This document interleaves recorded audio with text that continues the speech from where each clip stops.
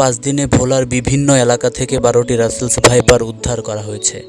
এতে এলাকাবাসী আতঙ্কিত হয়ে 11টি মেরে ফেলে এবং একটি সাপ বন বিভাগের কাছে হস্তান্তর করা হয়েছে। জেলার তজুমউদ্দিন, বোরহানউদ্দিন, দৌলত খান ও সদর উপজেলা সহ চরাঞ্চলের বিভিন্ন এলাকায় বাসাবাড়ি ও খেলার মাঠে একের পর এক বিষাক্ত এই সাপ উদ্ধারে আতঙ্ক দেখা দিয়েছে।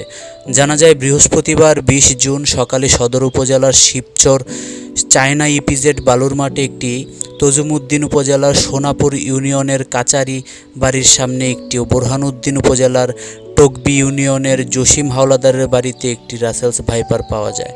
এছাড়া বুধবার 19 জুন বিকেলে জেলার তজুমউদ্দিন উপজেলায় চৌমুহনী এলাকায় খেলার মাঠে দেখা মিলে এই রাসেলস ভাইপার সাপের। এর আগে মঙ্গলবার 18 জুন সকালে সদর উপজেলা সহ পূর্ব ইলিশায় ইউনিয়নের পাকার মাথা এলাকায় বাড়ির পাশে জালের সঙ্গে পেঁচানো অবস্থায় একটি রাসেলস ভাইপার পাওয়া যায়। মঙ্গলবার রাতে দৌলত খান উপজেলার ভবানীপুর ইউনিয়নের জালুমাঝির বসতঘর থেকে আরও একটি রাসেলস ভাইপার উদ্ধার করা হয়। তার আগে গত রোববার 16 জুন লালমোহন উপজেলার লর্ড হার্ডিঞ্জ ইউনিয়নের সৈয়দাবাদ এলাকায় একটি বাড়ির শৌচাগারে এ সাপ দেখা যায়। এছাড়া বিচ্ছিন্ন দ্বীপ উপজেলা মনপুরা ও সাগর উপকূল উপজেলা চরফ্যাশনের বিভিন্ন ইউনিয়নে আরও 5টি রাসেলস ভাইপার সাপ দেখা যায়। পরে স্থানীয়রা আতঙ্কিত হয়ে সাপগুলো পিটিয়ে মেরে ফেলে। এর মধ্যে তজুমউদ্দিন উপজেলায় পাওয়া একটি সাপ বন বিভাগের তত্ত্বাবধানে রয়েছে। এই ঘটনার পর থেকে জেলা জুড়ে রাসেলস ভাইপার আতঙ্ক বিরাজ করছে। স্থানীয় জানায়, বেশ কয়েকদিন ধরে জেলার সর্বত্র সাপের উপদ্রব দেখা দিয়েছে, কিন্তু এর আগে সাগর উপকূল উপজেলা চরফ্যাশনের কুকরিমুকরি, ঢালচর কিংবা মনপুরা উপজেলায় দেখা মিললেও এবার সদর উপজেলা সহ প্রায় সব স্থানেই সাপের বিচরণ বাড়ছে। একের পর এক বিষধর রাসেলস ভাইপার সাপের দেখা মিলছে বিভিন্ন এলাকায়। স্থানীয় জেলে জয়নাল মাঝি বলেন, আজ সকালে নদীতে মাছ শিকার করে ঘাটের দিকে যাওয়ার সময় বালুর মধ্যেই সাপটি দেখতে পাই। পরে আরও লোকজন এসে সাপটিকে রাসেলস ভাইপার বলে ডাকে। এই সাপ এর আগে আর কখনো দেখিনি।